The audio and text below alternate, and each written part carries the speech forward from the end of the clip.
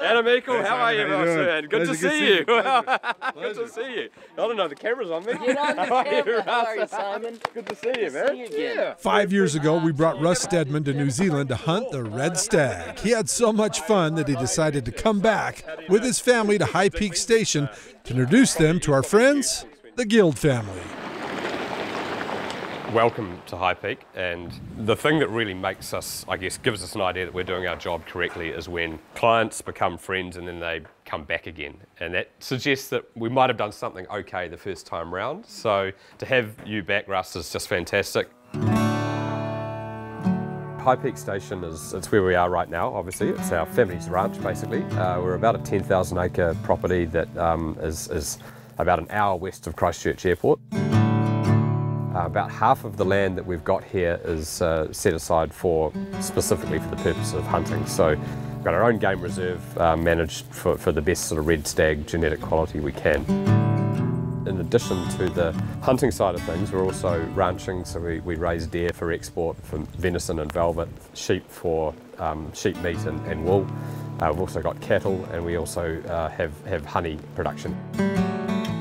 We have a range of animals out there, so from around 350 inches up to probably over 600 inches. Any animal's fair game. So how it works is basically, if you go out and you see an animal you like, talk to your guides, they will tell you what they think it scores or what they think you're looking at. And then if you like that animal and you like the price that's attached to it, then you can go for that hunt. You guys are the hunters, you guys are the ones who are going to be selecting the animals and then ultimately taking that shot. Just tell us what target you're on to, Bruce. Lower left. Okay.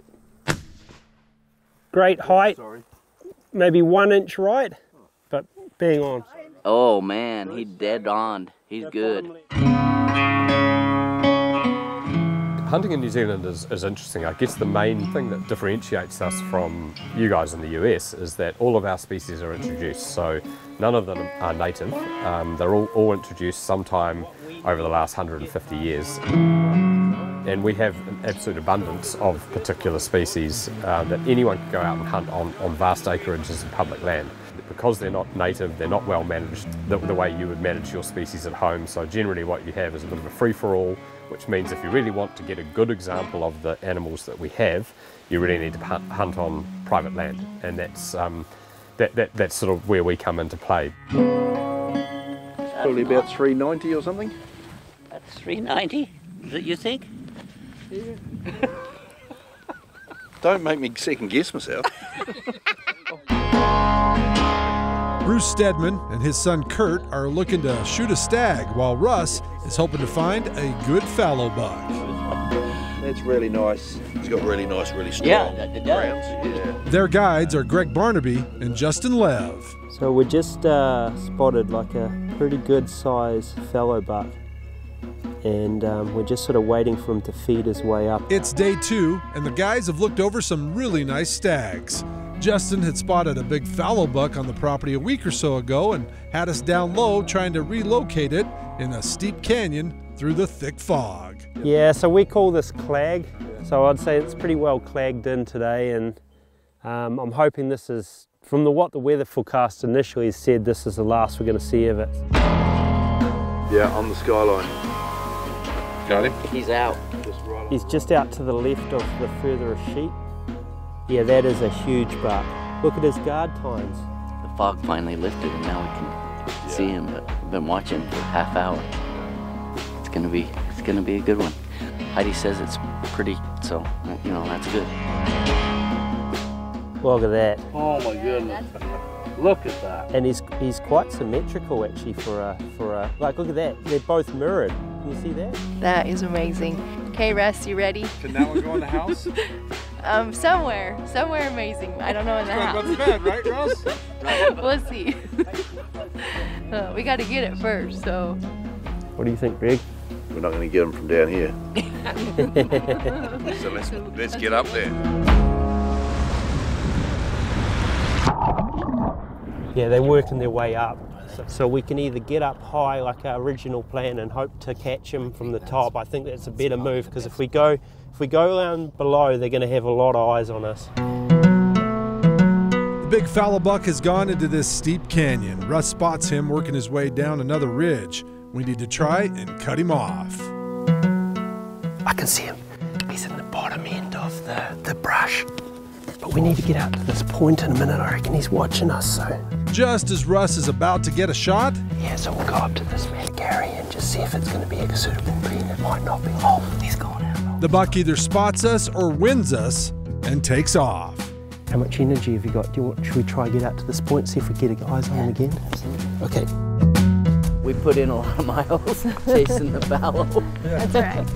Glad I didn't take my mom on that one. He's likely gone around, he's probably going up, so there's all chance we either bump into him a little bit later on or we leave him be and come back in for another go later on. Oh, it keeps it interesting.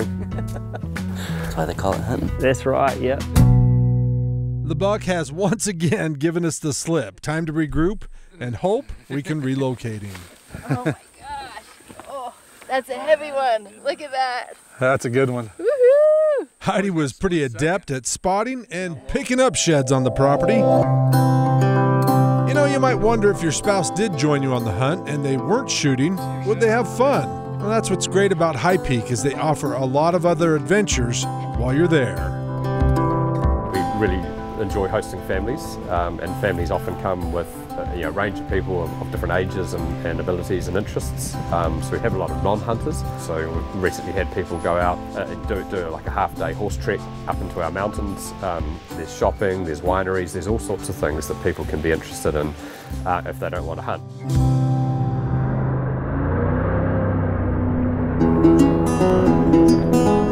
No trip to New Zealand should be made without experiencing one of the country's pristine rivers. And a jet boat blast up the Rakaya River is a must-do when you come hunt with Simon. Combine the classic New Zealand invention of the jet boat with the stunning Kiwi landscapes, and you'll get a world-famous adrenaline rush you'll never forget. Oh, it was fun. Took my breath away a couple times, not gonna lie. Some of those tight ones you couldn't really watch. No. There's a couple times we got pretty skinny. Yeah, it's like, That's the second batch of adrenaline today. Another opportunity just off the property is a 4-mile loop hike to Washpin Falls that'll take you through alpine scrub, dark forest, and end at this beautiful waterfall. Oh, after a long day on the mountain, that feels really good. Sourced from the mountains and powered by the sun, Opuki Thermal Pools and Spa just down the road is a perfect way to relax and recharge. You just jump right in. Put your mind in another place. And it comes complete with a cold plunge. Back on Russ's hunt, and Justin believes he's spotted the buck again. We think he's bedded in this Matagari bush, and although we can't see him, we can see a small spike that was with the buck earlier today. Let's just slowly go out a few steps and just stay up a little bit so we can look in, just see if he's still there. I can shoot from here. Okay. Well, we've been on this hillside now for about an hour and have yet to lay eyes on this bedded buck. If he's in there still, he's in that middle of that scrub there. High Peak Station is the largest certified game estate in New Zealand. They are also highly respected in the hunting industry. It's much like our CWMUs here in the States, but it is high fenced. There are wild animals outside the block on public lands, but as you can see, it's thick, unrelenting country with much fewer animals. I know we've got the goods, and I know we've got a good setup for the type of clients and the type of hunt we offer, but it's horses for courses. You go with the place that suits you best. The only thing to be aware of with New Zealand is it is an unregulated industry, so kind of anyone can be a guide, and you can end up hunting a beautiful animal but in a tiny block, or have very limited choice, or there's a huge range of what you can be subject to when you get out here. Anyone that's thinking about a hunt, that you do your research and you go with an operation with a reputation that fits the sort of experience that you want. Yeah, he's in that bush, so there's a white antler you can see. If you just look into that bush, There's one with its head down, so there's the second one. It's late in the afternoon, about 3 hours into the hunt, and we've finally confirmed the buck is here, but bedded. Justin decides to side hill the mountain to try to get a better angle when the deer spot him and get up.